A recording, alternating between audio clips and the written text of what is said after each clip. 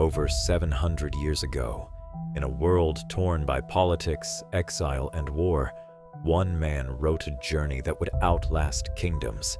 His name was Dante Alighieri, and his work, the Divine Comedy, became one of the most profound poetic explorations of the human soul ever written. This is not just a story of heaven and hell. It is a vision, a map of morality, consequence, and redemption. A guided passage through the fears that haunt us, the choices that define us, and the hope that saves us.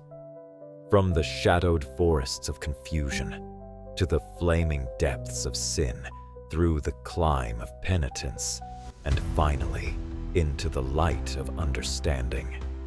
The Divine Comedy is not just literature, it is a mirror, a pilgrimage, a legacy, and today we walk that path once more. Dante's journey through hell toward light. At some point in life, we all lose the way. For Dante, that moment began in a shadowed forest where fear whispered from every tree and memory blurred like fog. But this wasn't just a walk through the woods. It was the start of a soul's descent and transformation. This is not merely a poem. It's not a parable. It is a journey through despair, through doubt, through the divine, guided by reason, lifted by love. Dante begins in darkness, trapped. The forest he walks through is thick, with roots of regret and branches of guilt.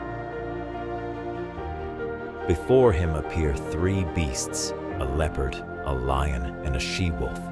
They block the path. They are not just animals. They are temptations, desire, pride, greed, the failings of a fractured self. Just when all hope seems lost, a figure appears. Virgil, the Roman poet. Wise, measured, sent by Beatrice, Dante's ideal of divine love. Virgil offers a way forward, not around the darkness, but through it. Together, they descend into Inferno, not a chaotic hellscape, but a world of symmetry and consequence. A structure built not to torture, but to reflect. Every punishment mirrors a choice, the outer world revealing the inner truth. They pass through 9 circles, each deeper, colder, and more harrowing than the last. In the first, the unbaptized wait, not in pain, but in longing. In the second, the lustful are caught in an endless storm, passion without anchor. The gluttonous drown in waste.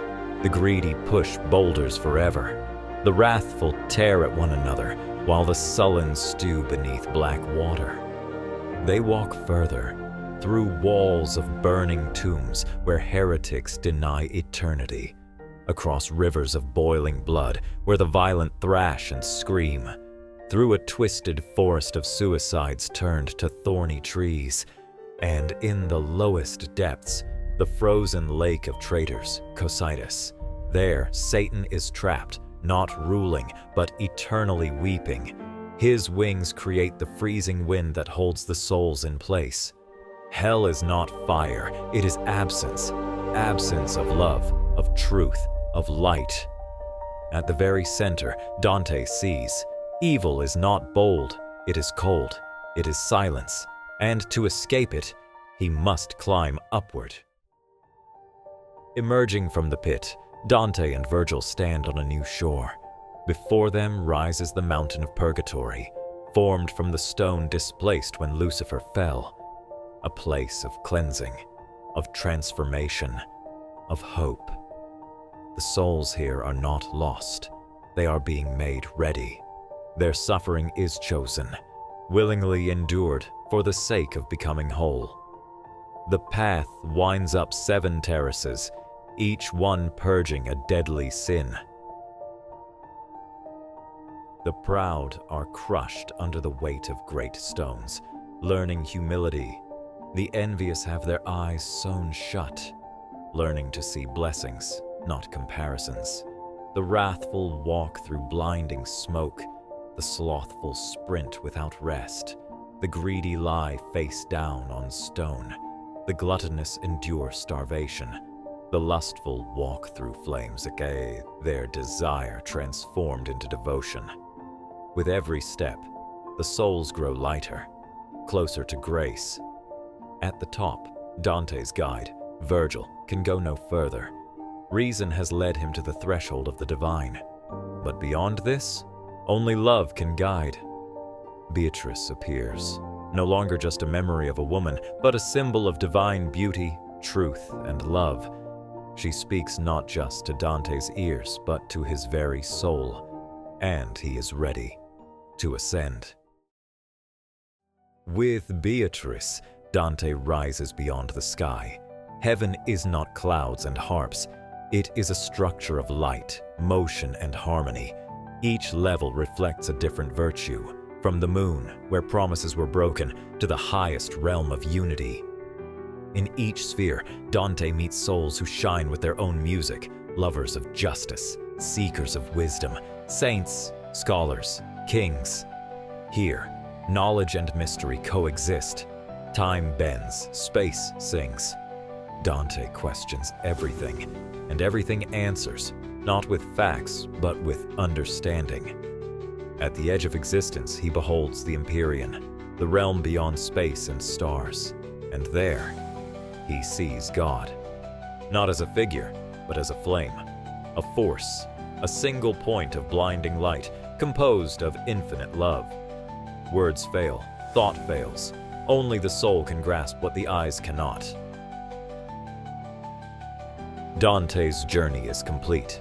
He has walked through fear, faced judgment, found clarity, and now he returns. He is no longer lost in the woods because he has seen what lies beyond the darkness. The Divine Comedy is not just a story. It is a map, a mirror, a reminder that even when the path disappears, even when the forest grows thick, there is always a way forward.